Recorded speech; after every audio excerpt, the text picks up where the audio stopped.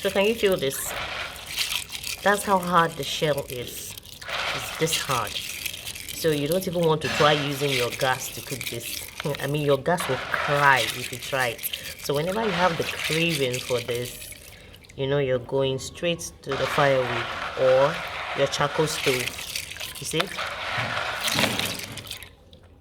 Now here is my concrete tripod, my firewood, and I am ready to cook my odudu.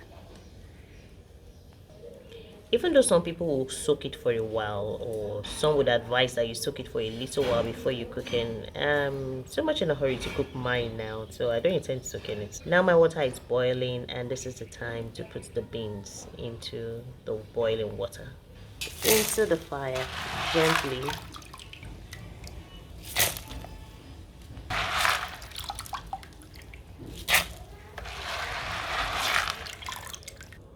So this is it. Before you know it, to start boiling.